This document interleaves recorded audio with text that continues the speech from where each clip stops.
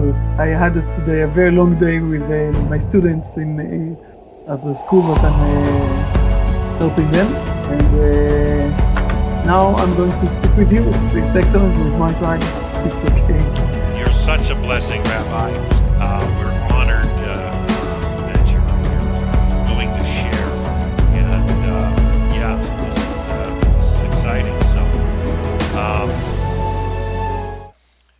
Well, welcome everybody to our live broadcast, live with Rabbi Chaim Goldberg all the way from Jerusalem. And for those of you that are going to tune in, I'm all the way around the world in British Columbia, Canada. So the time difference is roughly 10 hours, and it's nighttime in Israel, and morning here for me. So we're honored. Rabbi Chaim's had a busy day working with his own students, but he's taken the time out and he's going to share with us some experts or some excerpts and some lessons out of the Kuzari, which is a book by the great poet and philosopher Rabbi Judah HaLevi from approximately 1140 A.D. This is an exciting opportunity. Rabbi, good morning or good evening to you. How are you?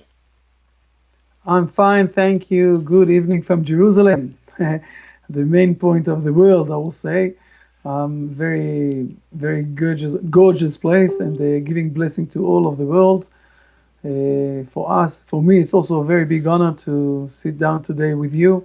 We prepared this thing, I think that almost 3 months ago. We thought about this journey that we're going to start today. This book of the Kuzari, we're going to speak another few minutes. I'm going to explain a bit more about this Kuzari book of Rabbi Judah HaLevi. And here in Jerusalem, we are very honored to have this opportunity to speak with the world itself, with everybody else in the world who is willing to listen. And I think that we are today in a very interesting timing for sure, all over the world. So we can start speak one with each other, even though we have such distance between us, but the distance that we have, it's not really managing to, we can close this gap between ourselves, even though we have a very far distance of what a wonderful opportunity. That is a wonderful opportunity for the world to actually hear what the nation of Israel has to share, and some of the things I've learned from you in the past really have to do with we would never really know exactly where the nation of Israel stands until they are safely in their homeland with their own universities, able to speak freely. I mean, although I personally have a love for the nation of Israel, they've been dispersed for thousands of years, but now we see this all come back together. And it's such an honor to be able to see you share freely and share with us some of the deep thoughts. I've had an opportunity to review this first essay of the Kuzari, and all I can say is my mind is pretty blown with some of the viewpoints that seem to be hundreds and hundreds and hundreds of years before scientists have even discovered certain things. So, Rabbi, please do share with us. First of all, you're more than right. Jean-Jacques Rousseau already wrote down something like 300 years ago in one of his main books that only when the Hebrew nation, he said it like that. He said that the Christian pastors are sure in Sorbonne University, right, that all the things, all the prophets that Isaiah said about the prophecies, his prophecies were spoken about Jesus. Yes. And the same certainty, the rabbis are sure, yes, that the Hebrew rabbis are sure that he never spoke about Jesus. And then Jean-Jacques Rousseau is concluding and saying that the only way that we can understand what exactly is happening in those in this book, in this Bible, is when the Jews will come back, will return back to their homeland, and they will have their own universities and their own places where they are studying, and then we will understand exactly what this Bible is speaking about.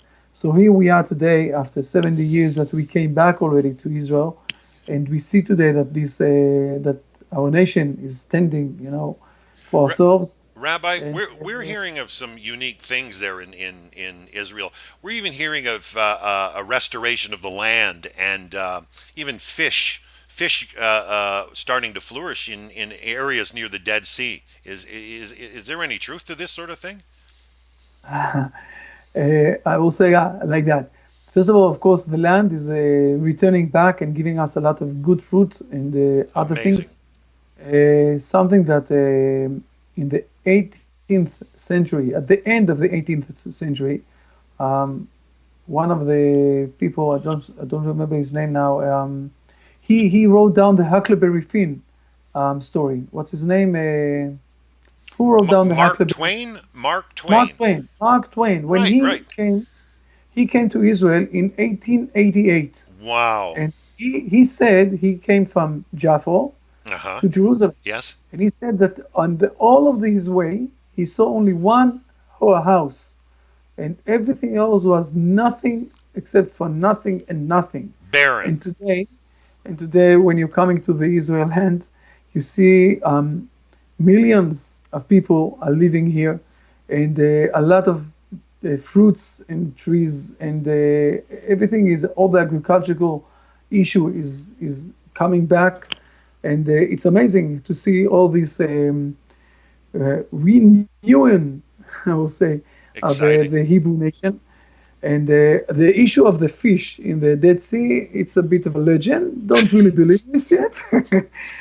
But it is true that there are a lot of amazing things that we are managing to do in this land that was sleeping for the last 2,000 years and basically Wow. was waiting for us, for the Hebrew nation to return back and to give back the blessing not only to this land but also to the whole world. And for us, it's a great honor to start to do what we are supposed to give this blessing to the world and not to keep it only to ourselves and to take part with this world, because we are sure that when people will understand the logic, I will say, of us with the Bible, Right. so we will manage to bring to this world a lot of not only blessing but also to give peace to the world, and a lot of answers will be a lot of answers will be given to a lot of people that have a lot of questions for their lives, and the right way of living together, all of us, all the universe, instead of fighting in wars, to start to settle down and Peace. to Have some live peace peace globally. and Sure. live correctly in this world. Yes. Um, Well, I know so let's that all starts with learning, and that's why we're here. But we're so glad to hear about some restoration of the land there. And in my conversations with you, you're even doing some working with a tour company there as well. Yes, this is true. We have a very big tour company that we have more than almost 500 groups every year. And Wow. at the end, not this week, next week, I will also put at the end of the session that we're going to do together. I'm going to put an offer of coming to visit Israel. Awesome. Um, this tour company that we are doing is a more educational tour. So it's not only for having rest and having good time in Israel, but also to learn the Bible and the ideology of the Bible through Wow. the things we're going to visit. And it's awesome tools, but let's leave this for next week, at the end of All right. next week. This week we're going to speak. We're going to start with the Kuzari, and also at the end we're going to give the links of the site of the Bible. That we have all sorts of a lot of information that those who are going to the site through going to this information through my site is getting all of this information for free, and more than gladly. It's really a lot of information. As you know that it's a very high quality information that usually people never heard about, and we are all more than welcome to get this to get those insights. Awesome. Awesome. We look So forward to that. We look forward to that, Rabbi. But back to thank the you. Kuzari, all I can say is, yeah, what I've seen so far in the book, I'm just amazed. And we're going to turn it over to you.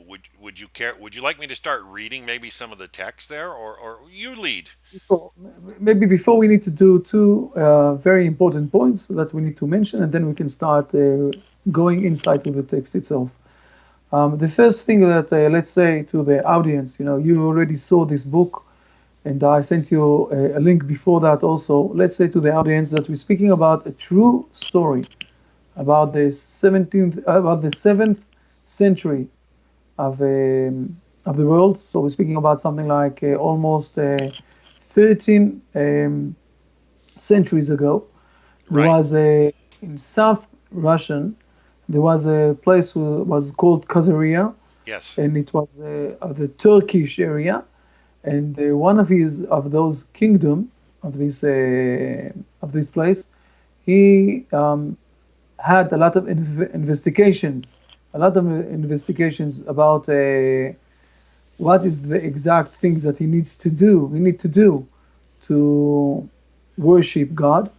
And at the end of this journey that he did, he and a lot of his people did they basically they moved on to become Hebrew, to become a Jewish people, what So we call conversion. So, And Rabbi, to set the background, Khazaria, yes, which, like you exactly. say, is just above Turkey area, between the Caspian and Black Sea area, going back about 1,300 years ago. Now, from what I understand, this area was being pressured from the Christian Byzantine Empire and also the Muslim Empire to go in one direction or another, either become Muslim or Christian. And it sounds like the Khazaria king actually inquired of even what he called the lowly Jewish person at the time to get their opinion. And I think the Kuzari book mentions that they were of a humble state in their dispersion, and yet shared with such profound knowledge and wisdom that the Khazari, in fact, adopted to become Jewish rather than be Christian or Muslim, and that's the whole point of this work. Yes. Right. This is a true story. It happened in the history, and you can also have the links. You can see it in Wikipedia and other places. Right. But it's very important also to mention that Rabbi Judah HaLevi, when he wrote the book of the Kuzari, he wrote it 400 years after this story, and Okay. everything that he is writing down, it's his studies. It's not. We don't have the exact wording that there was there between the rabbi and the king of Kuzari. But Rabbi Yehuda HaLevi took this story and wrote a book that Right. is his, I will say, wisdom. This is what he thought was supposed to be the teaching there inside. And what we got from this, that one of our great rabbis, Rabbi Yehuda HaLevi is one of our great rabbis along the history. He was a very important rabbi in few fields in the Hebrew nation. He left us with an amazing book that in our tradition is being called one of the foundation Wow. of the faith, of the Hebrew nation faith. So And this so is one of the most important books that we are teaching always our students, our new, I will say, new age of students. awesome, Rabbi. So this is about 120 years before the disputation of Nachmanides, the Ramban in Spain. Wasn't that in Spain where he debated a Christian? But this is about 120 years before that. Right, But we right, we do exactly. we do have records of Nachmanides actual debate, right? That actually Right. exists. But Rabbi Halevi is actually the only tie to the factual texts that existed 400 years before him. Exactly, but again, as I'm saying, he organized this book from his mind. It's not. It's we don't have the exact. It's I not see. like the Ramban and the Archimedes debates that we have.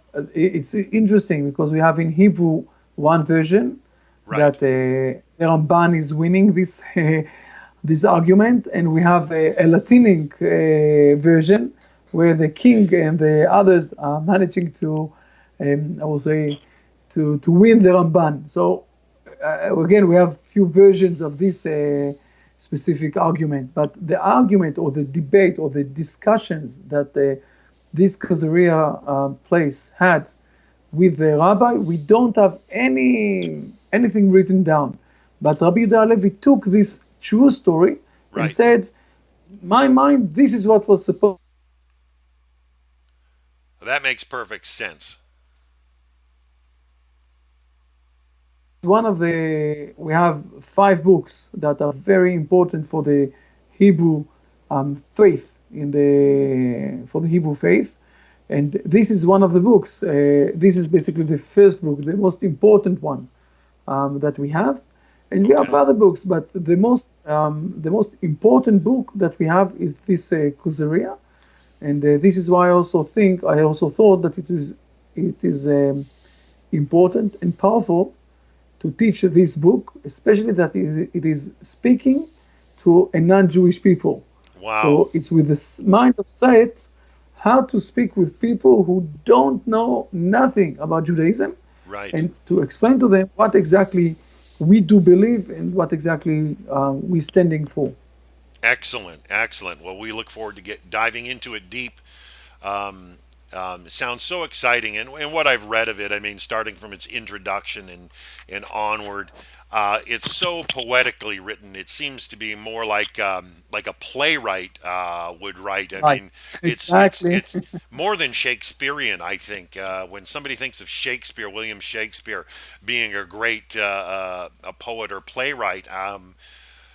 Just reading through the Kuzari, it has that texture and that feel. And I've had the honor of going to see live theater several times. It makes me wonder why nobody's ever done this, or maybe it has been done in times past. But it could be a real box office hit, I'm sure, if people took the time to listen to the weight of the debates, and hopefully you'll touch on some of the key points for us.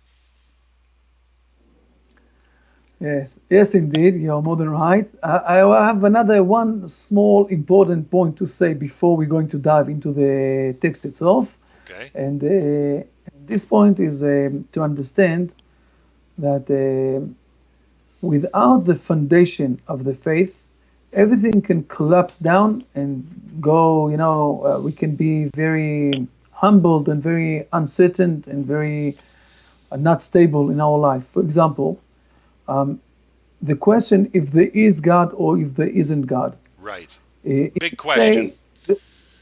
and if you say there isn't any God, like we all know that there are a lot of people who don't have any faith in God today, Atheists. Atheism. nowadays, Yeah. what we call atheism. So there isn't any, for nothing in life, you don't have any, I will say, purpose. And of course, that you also don't believe in that people will come alive after they got after the death, because when you're Life looking after death. around you see, Sure. yes, life after death, because you see that the most powerful part in this world is that everybody at the end is dying.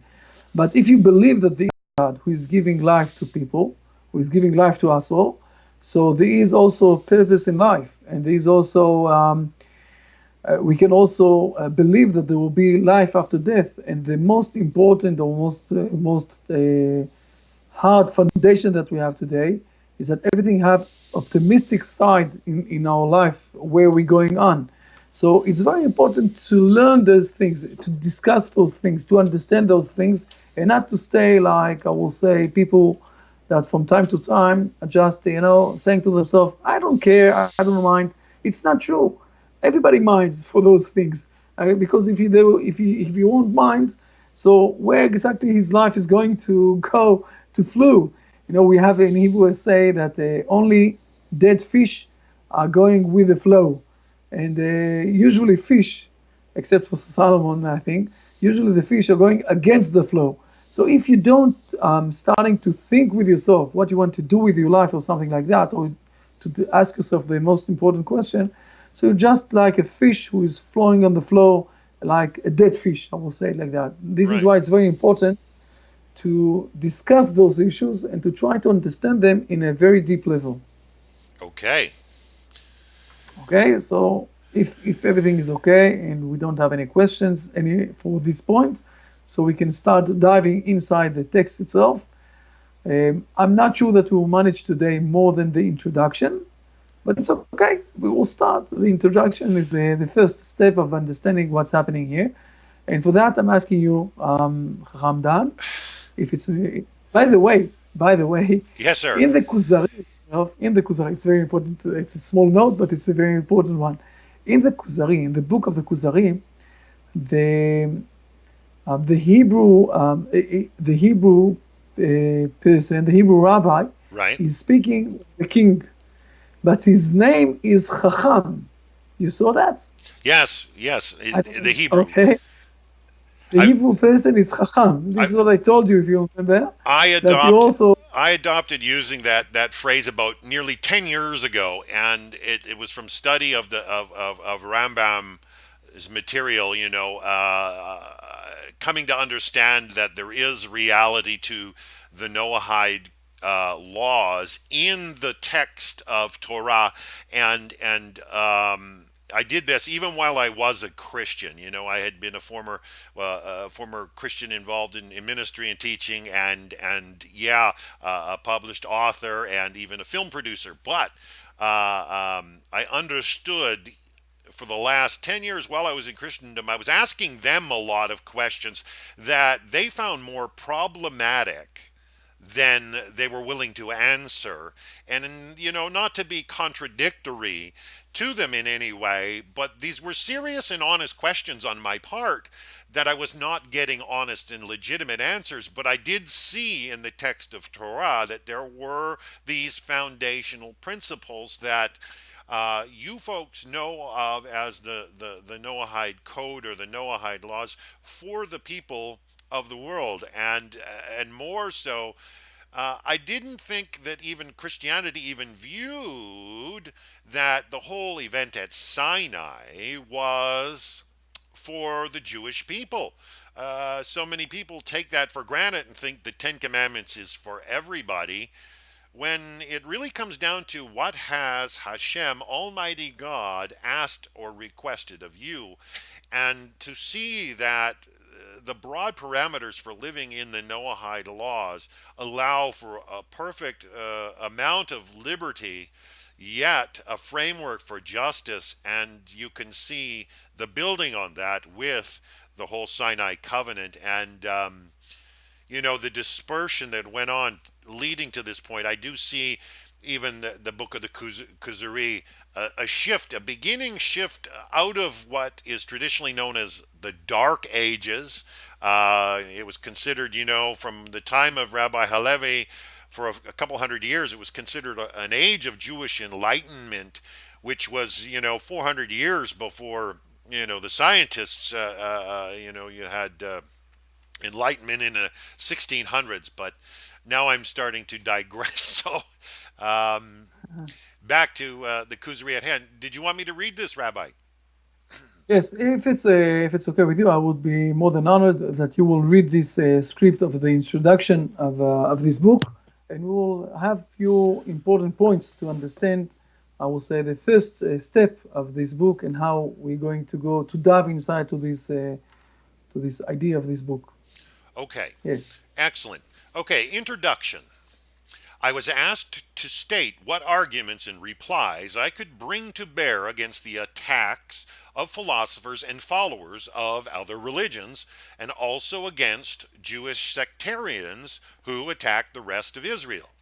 This reminded me of something I had once heard concerning the arguments of a rabbi who sojourned with the king of the Khazars. The latter, as we know from historical records, became a convert to Judaism about 400 years ago. To him came a dream, and it appeared as if an angel addressed him, saying, "Thy way of thinking is indeed pleasing to the Creator, but not thy way of acting." Yet, he was so zealous in the performance of the Khazar religion that he devoted himself with a perfect heart to the service of the temple and sacrifices. Notwithstanding this devotion, the angel came again at night and replied, "Thy way of thinking is indeed pleasing to God, but not thy way of acting."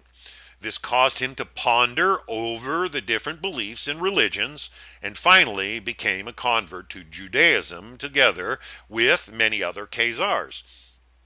As I found among the arguments of the rabbi many which appealed to me and were in harmony with my own opinions, I resolved to write them down exactly as they had been spoken. When the king of Khazar, as is related, dreamt that his ways of thinking was agreeable to God, but not his ways of acting, and was commanded in the same dream to seek the God-pleasing work, he inquired of a philosopher concerning his religious persuasion. Okay, thank you very much. Now I have few, I will say, a few points that we need to see here with this introduction that Rabbi Judah HaLevi is starting this book. First of all, he's framing everything that it starts with I will say, with some sort of a dreaming, and Right, this is it's very important because at the next stop when the Kuzar is going to speak with the philosopher, and he's going to reject the philosopher by saying to him, but it's not going well with my dream. right. So this issue of the dreaming is very essential for Rabbi Yehuda HaLevi. And this is point number one that we need to address, to understand a bit deeper, a bit more profound way, in a more profound way. And the second point is the question of, I will say, the difference between, or to try to organize that the thoughts and the actions will become together. So those are the two main points I want to address tonight, and I want to start with them tonight. And I want to start or to begin with something a bit slightly before that, and then we'll continue on with those 2 points. Awesome. Maybe the first point that we need to mention here is that, as it said in this introduction, that this person, this kingdom, we know that he wasn't a philosopher. We know that he wasn't a Christian. He wasn't also Muslim, and he Right, wasn't a Jew. So basically, what he did, he was sacrificing to what we know in the Bible. One of the most hardest thing that God is most against. He was sacrificing to. He was worshiping not any God, not anything that. How do you say? The first thing that you need to go out to become a Noahide is to stop believing in idolatry. idolatry, and he was sacrificing to idolatry. And even though we are speaking with someone like that, so Right, not only speaking with Christian or with Muslims or with the philosophers, we're also speaking with those who are working idolatry. And the reason is because we have a bit of respect, I will say, when someone is working from his heart and he's trying to worship God, even though he's doing it wrongly, we are speaking with him. He have, I will say, the right foundation or the right ambitions of right. getting connected with God. So this is a very important note that we need to put ourselves in our mind. We are not afraid to speak with everybody. We are willing to speak with everybody because it's very important to speak. And also those who are very wrongly working for idolatry, when they are doing it from the deep of their heart and they want very much to get closer to God, we will try to help them to bring them to the right path. So So, this is point number one. Rabbi, is that Yes. is that something that you would call a shituf in Hebrew? Is that, or is that I know. different? Shituf is something a bit different. Shituf is when someone is deciding that I'll take an example of something that is running today in this world. Right. Okay, let's go for example in our point of view, in our I will say in our glasses, okay, a view that we have today, to worship for to Jesus, okay, in our point of view, it's like idolatry. But when someone is saying to us, look, I believe in the God of Israel, The God of but I also believe in Jesus. So then he is worshiping in Shituf. I see. He is working, or is he believing in God of Israel, and he's also believing in Jesus. So it's togetherness. This is a Shituf. Shituf is Partnership. togetherness. So, some sort of partnership, right? But so this is a Shituf.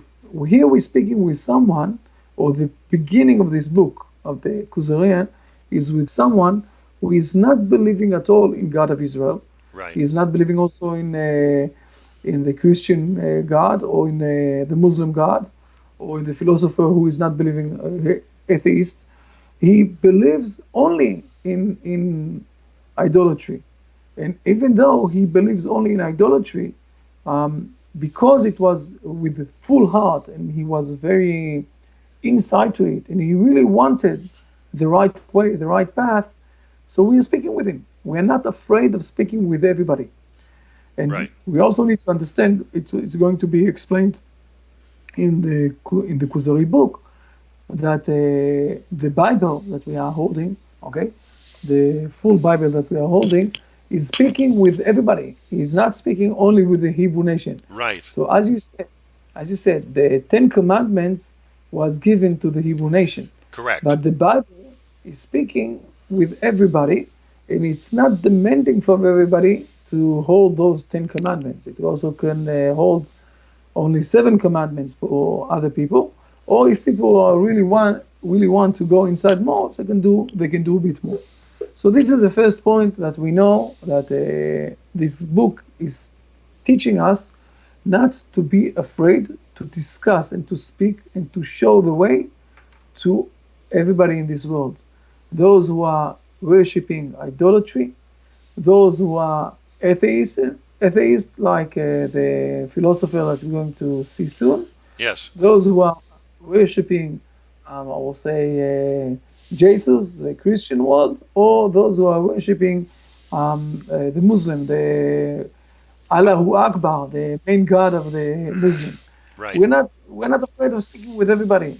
We have what to say. We have and it's amazing to think that Rabbi Judah HaLevi, okay, at the 11th century, when the Jewish people were very, very down, Yes. he was speaking like like he's already in Israel and and everything is okay, and we Bold, just confident. Yes. uh, Confidence. the confidence that everything is okay, and listen to us because we have what to say. So this is the opening statement. But now I want to go inside um, to two very important points of this introduction.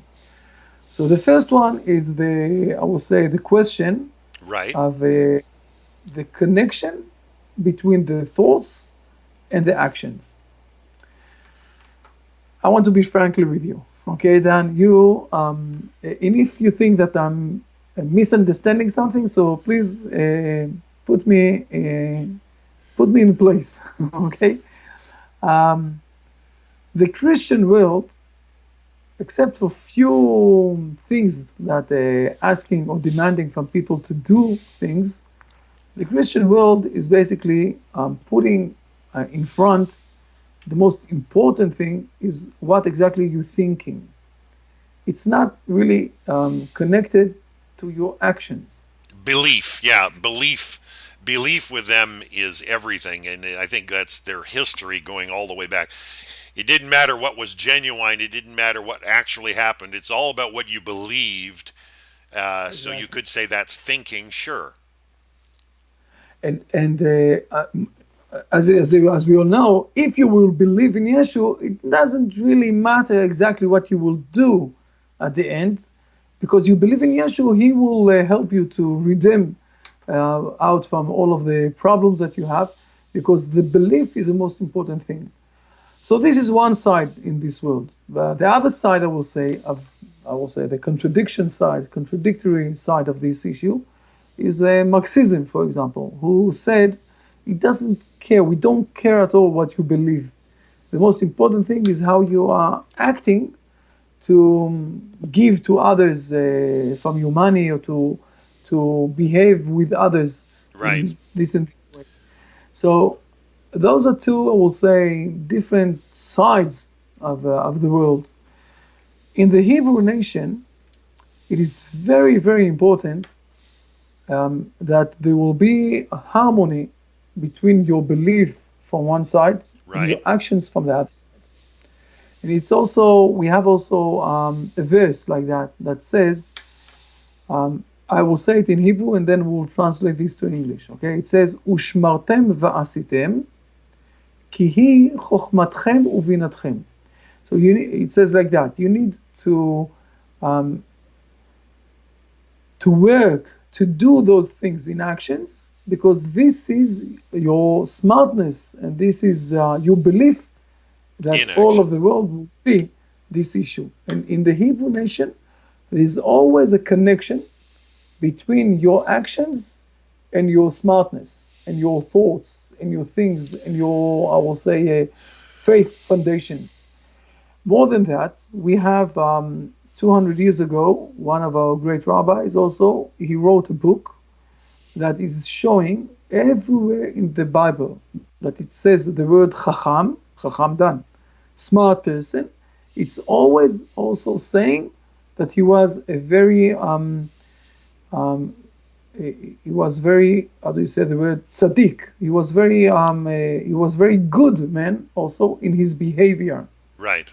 In the Bible, always when you say chacham, it's also a person that is acting morally, that is acting in the right way. And this is, I will say, the first step or the second step, because soon I'm going to speak about the first step.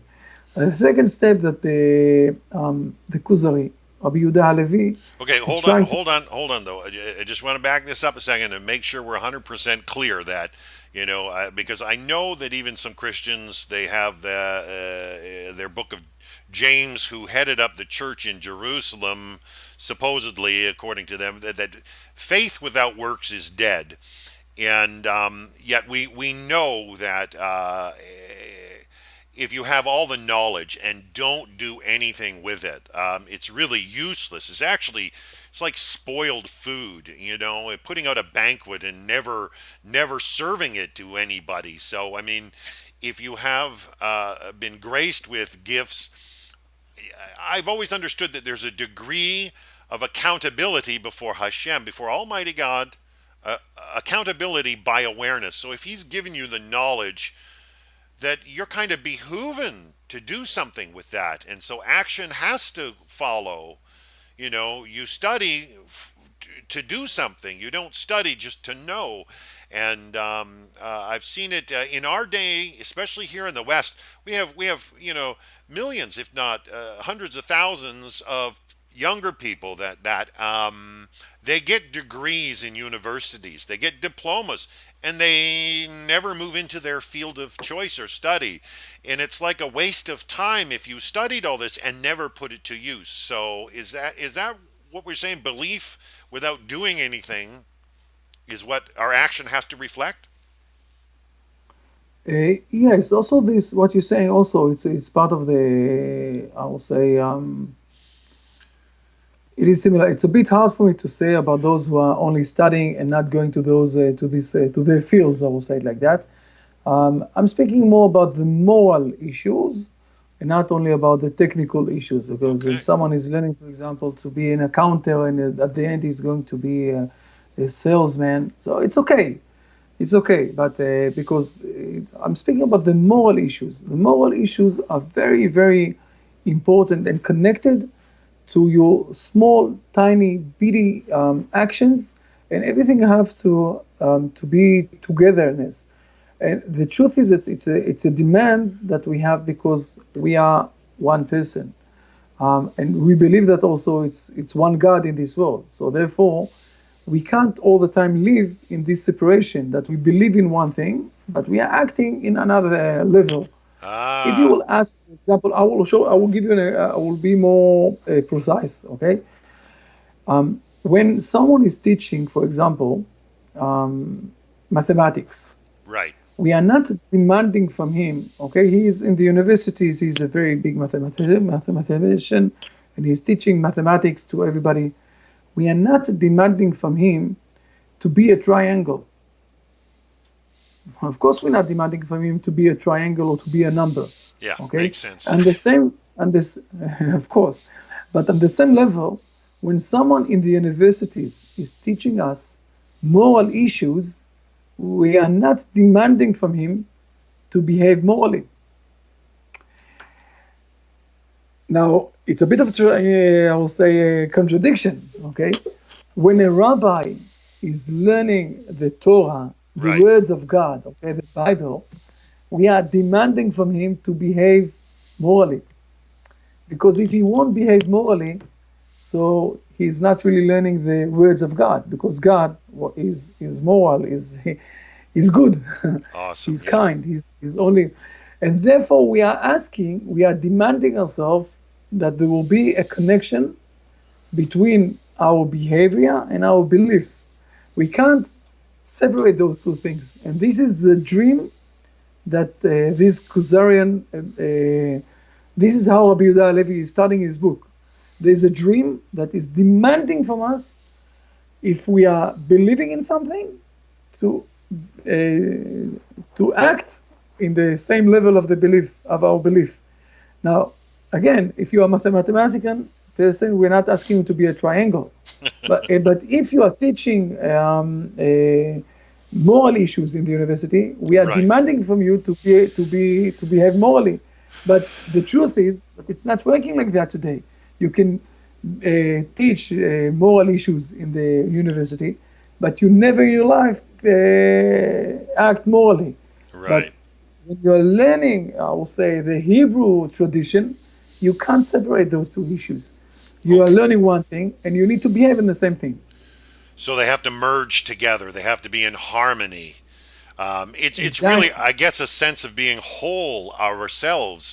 To be whole, not be hypocritical or not be, profess one thing and Exactly. live a different way. I see. Okay, makes perfect sense, Rabbi. And no, this is the most important thing. This is we need to understand that this is exactly, I will say, this dream. What is the dream saying? You see it. You can put it back the introduction again. Put the introduction again, and you will see it. Okay. He addressed him. It came in a dream, and it appeared as if an angel addressed him, saying, "Thy way of thinking is indeed pleasing to the Creator, but not thy way of acting." You see, so it's we are. Um, he's saying to him there that he must, I would say, see eye to eye, or to combine his, from one side, his action, and from the other side his belief. Right. So they will be reunited because he is one man, and Right. also he is one person. I sent you just now links. I don't know if you will manage to put this on the screen. I hope so. It's from Jeremiah, okay, from Jeremiah chapter 9. Jeremiah chapter 9, there are two sentences. If you can read them, even though people can't see them, um, I'm not sure thus says where the you Lord. sent it, but I sent it to the I sent it to the Skype. Look at the Skype and the mm, see it there? Nope. I, I Jeremiah chapter 9. I can pull it up somewhere. Let me just see.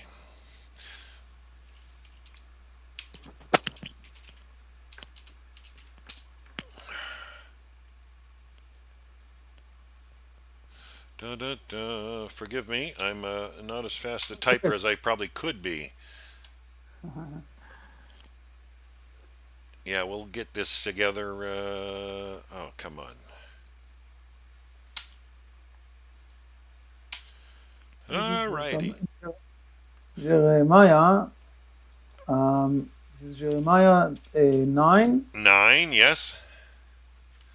22, 22. 22, 23.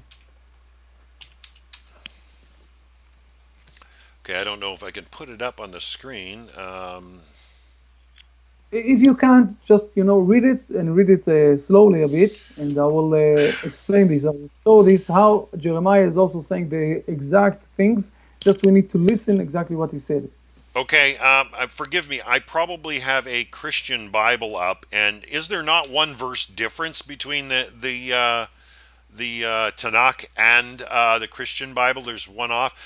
Jeremiah 9:22 says, "Speak, thus saith the Lord: the corpses of men will fall like dung on the open Uh, field." uh, No, go with my version, please. Go with my version, please. we'll go with your version. Okay, hold on. Let me see. I'm gonna have to pull it up on my Because cell phone. unfortunately, let me say to you, let me say to you one of the secrets that we know to get today. Okay, unfortunately, in the 13th century, there was the Pope decided that there is a prohibition of Right, learning the Bible. And in the 15th century, King James took 49 people right. and they misinterpreted the Bible. Okay, so the King James version that we have today, that is very popular, is not exactly the Bible that we hold. I will say it like that. So today that we came back to our homeland.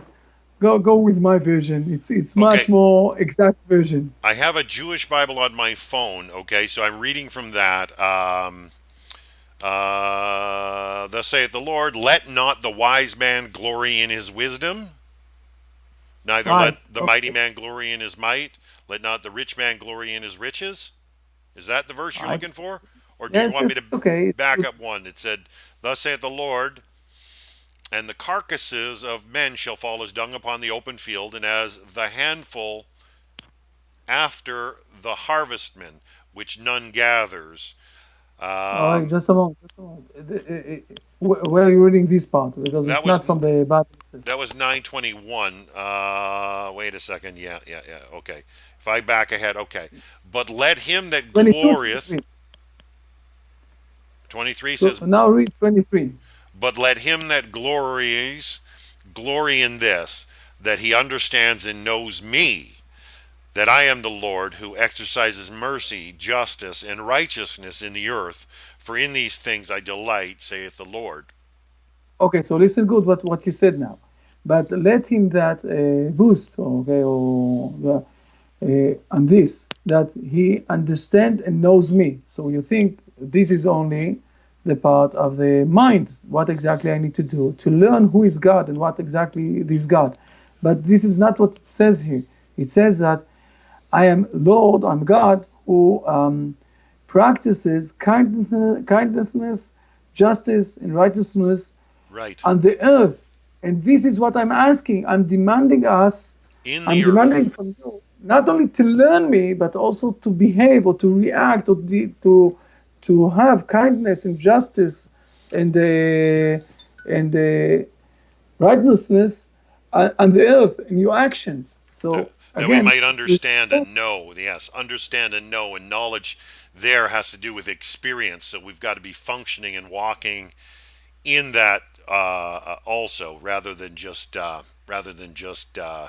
having it in our thoughts, in our belief, but actually in our practice. And I like the fact that you point that out, that he shows that mercy and justice and righteousness in the earth. You know, exactly we live in a day and age where what a lot of people see is negativity out there, and that is usually a reflection of something that's inside their own heart, and all they see is bad things happening to them, bad things happening around them. Our newspapers, especially here in the West, a lot of them are just, drama after drama after drama, rather than seeing, that mercy and justice and righteousness, actually having a working, not just understanding, but also a knowledge, something lived in. Very good point, Rabbi. Thank you. So, and this is what exactly he's saying to him in this dream. Your how do you say it? The way of thinking is indeed pleasing, Right. pleasing to God, but not the way of acting. So you need to combine them together. That the action from one side and the way of thinking from the other side, and it's very important. This is the foundation of this book.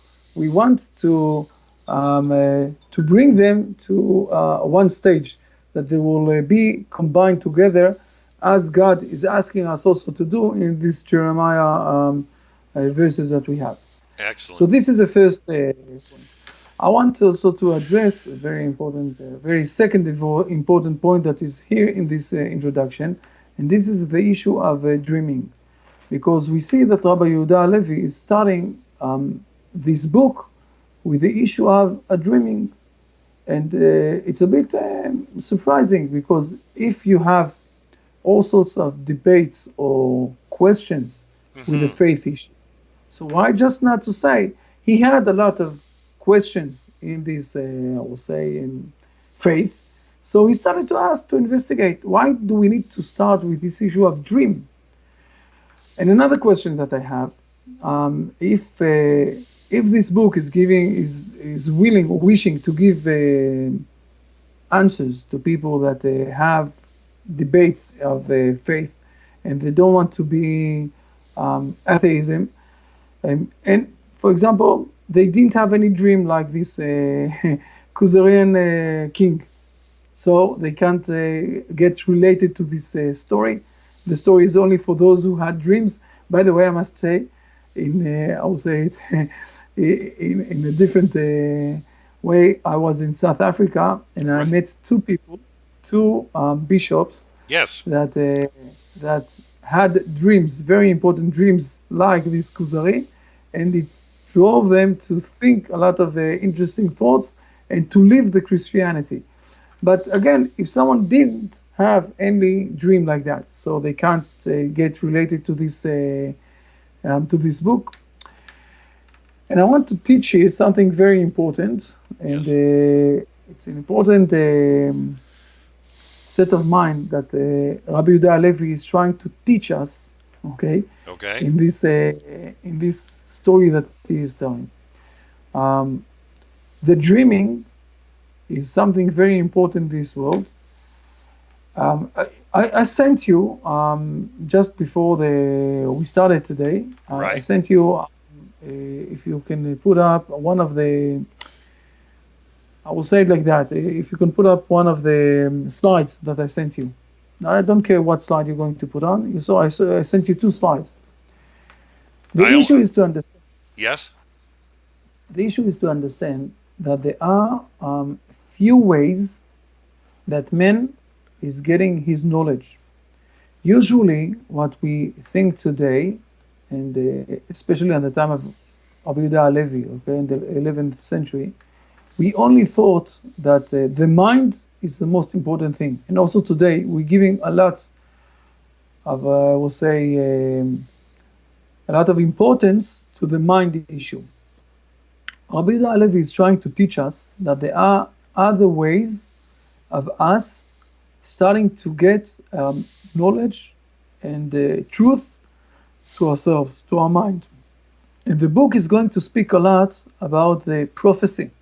Right. And the first part of the prophecy, and the first stage of the prophecy, is to understand that you sometime need to put aside all the knowledge that you know and to start to listen inside to your dreams.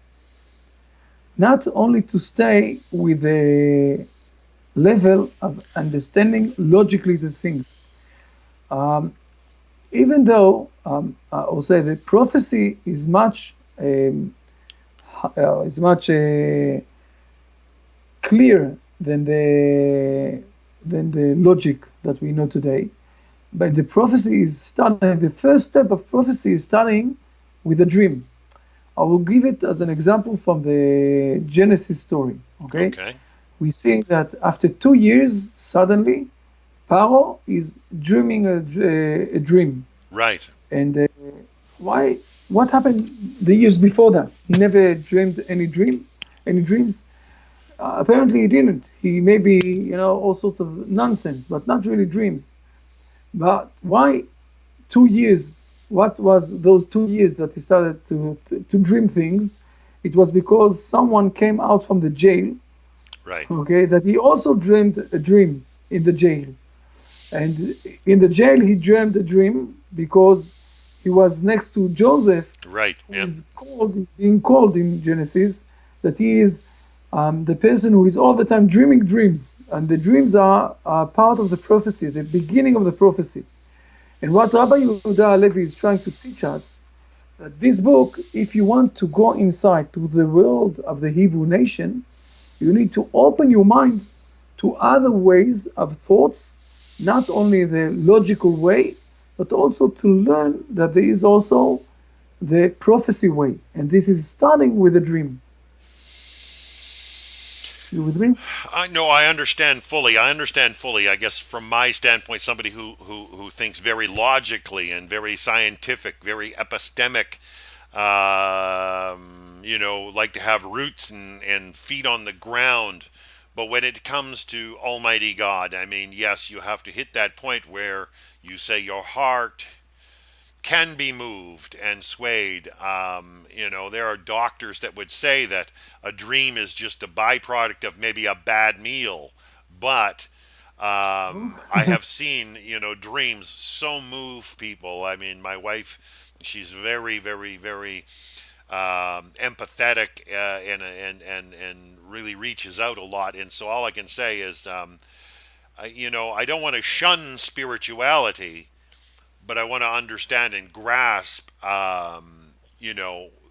what is that essential element beyond being just pious and embracing. I mean, when a dream from above comes that ministers to you in a way that motivates you to change, just like we have here with the Kuzari King, that he really felt heavy of heart, that his motivations were good, but his actions weren't. I know I've got a lot of room to improve, and actions is definitely an area that I could use some growth in. So please continue, share. Thank you. No, it's okay. But what I'm asking you, if you saw the slides I sent you before this, before we started, I sent it. I think something like half an hour before we started this session. There is slide 23 and slide 24. Did you saw in the mail or didn't saw it? No, I have not. I've not received those ones, Rabbi. Okay, interesting. Okay, so for the next time, okay, we won't do it now. For the next time, I will show you a bit that we have today. Also, the information that we are holding today.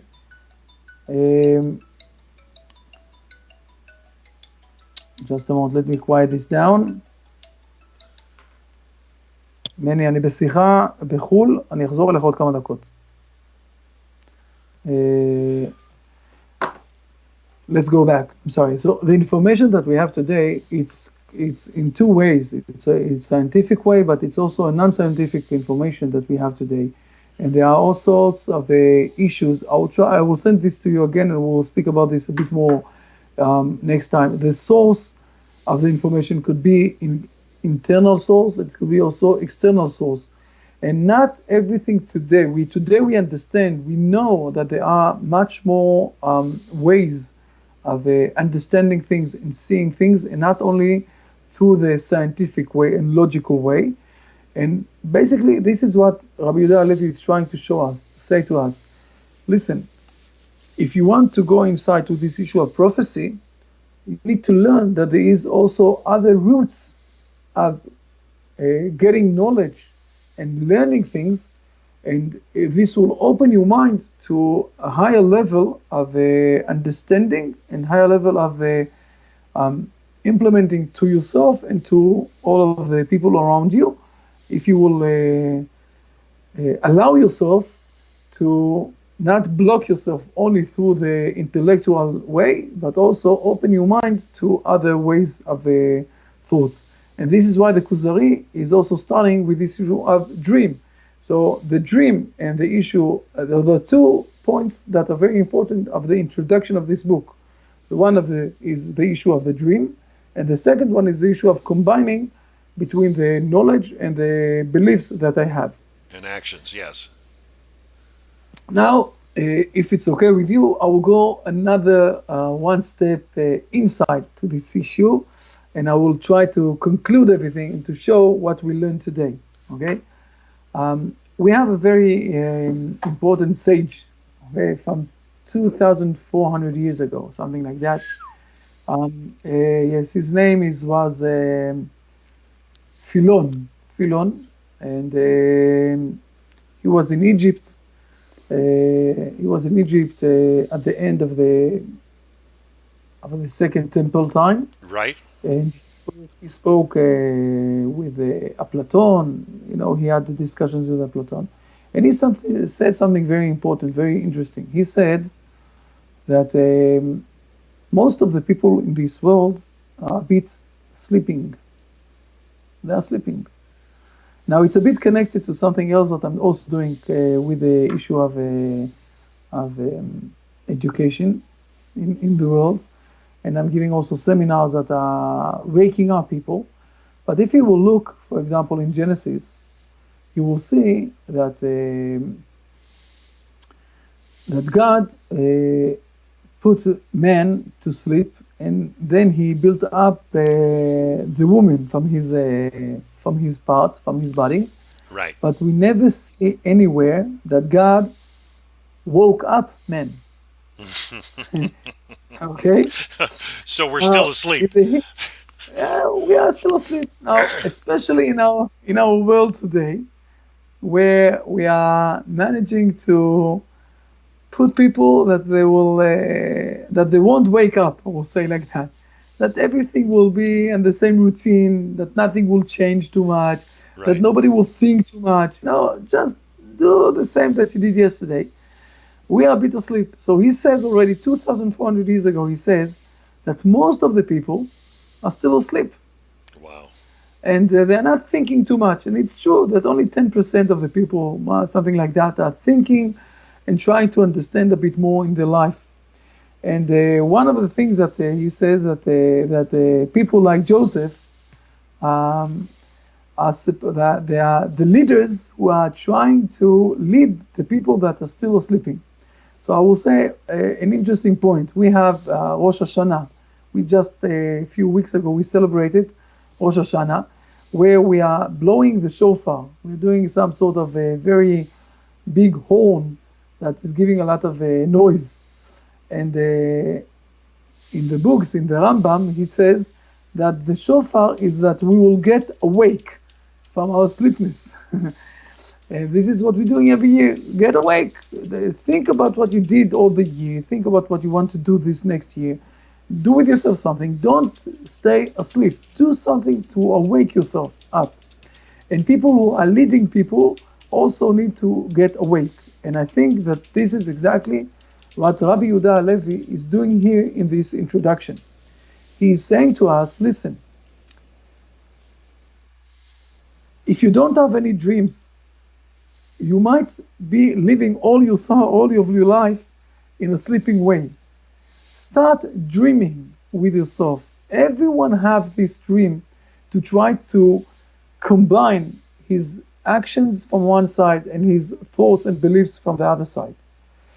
Wake up from your dream and try to understand those things. Therefore, I'm giving you here a book with a lot of thoughts and a lot of understanding. How did you say before? That will blow your mind.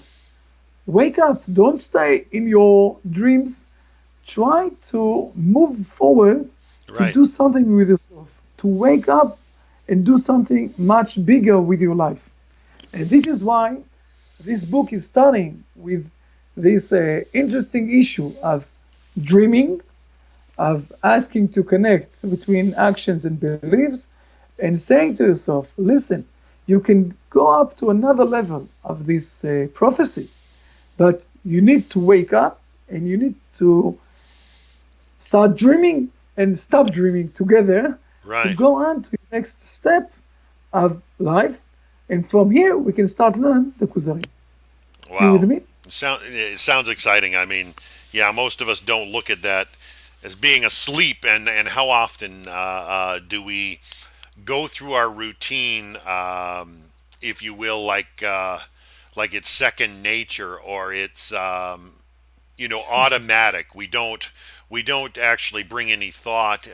We just do it by second nature, like I said, and we try to just go about our days and their routines, and we do what needs to be done. It's like the cares of this life just grab a hold of us, and we feel held down by that. But I mean, to wake up and live beyond that. So there is life beyond that, and it needs to really motivate our at heart, and this is why we're so glad to have you from Jerusalem sharing a Torah with us, that it does wake us up somewhat, and that we begin to lend our ear to Hashem and to Torah, and to begin to grow in the things that will actually bring us life, and truly allow us to blossom into our potential. So. Yeah, I hope so. I hope that this will wake us all up a bit more from on this journey. Um, I think that for tonight, I think it's enough. It's a lot of things to think about. Sure. I lost you. Oh, can you hear me? Yes, now I can hear you. Yes. Yeah, if you feel that that's enough for tonight, I look forward to the next class. We are going to do 8 lessons. Is that correct? 8 in total. Is that what we're aiming for? Yes. So Yes. anybody Exactly. that has chatted on the chat screen, or anybody that has saw us online, this has been number 1 of 7, and we'll try to post it and advertise it a little more. And we invite you to come on back. And once again, we want to thank Rabbi Chaim Goldberg for sharing with us, and you can catch some more of his material on his website, which is called BibleVerseOfToday.com. I invite you to go check out his material. That's Bible Verse of the Day of Today, BibleVerseOfToday.com. I've had the joy of meeting him for about a year now and taking a few of his courses, and all I can say is he has spent a career as a teacher and a principal, and for me personally, he has a knack of coming up with just the right word that seems to minister to me personally, and bring alive Torah in a way that actually, as he mentioned, can wake us up into a better state of living. And so we'll leave it till next time, and thank you once again, Rabbi, and shalom to you, and you have a wonderful week. And if you need me to bring anything up here for next time, we'll get that all ironed out, and hopefully we can reach others. But I want to say thank you so much from myself, because it reaches me at my touches me at heart, and it's something that I want to personally. There's always room for growth. So. So thank you very much also for this opportunity. I see that on the screen there's one person who said that I'm not answering questions. I don't know exactly what was his question, but again, we're going to meet again next week on Sunday night at the same time. So if there are any questions, people can send us, and we will deal with them. I will try to answer whatever I know. Whatever I don't know, I will ask also my colleagues. And there are also things that we don't know, so we are not shy to say that there are things that we don't know. It's okay. This is life, and we will try all together to sort up everything. And thank you very much for this opportunity. Greetings from Jerusalem, and I'm blessing everybody that will have not only a great week but also a great year. And by the way, next week we are going to read the Noach Parsha, so it's also connected to the Noahide World Center Parsha. And see you all next week. Thank you very much. Bye, Chacham Dan, and bye, everybody. All right, Rabbi, see you next week, okay? I'll chat soon. I'll send you an email. Blessings. Blessing, bye. Thanks.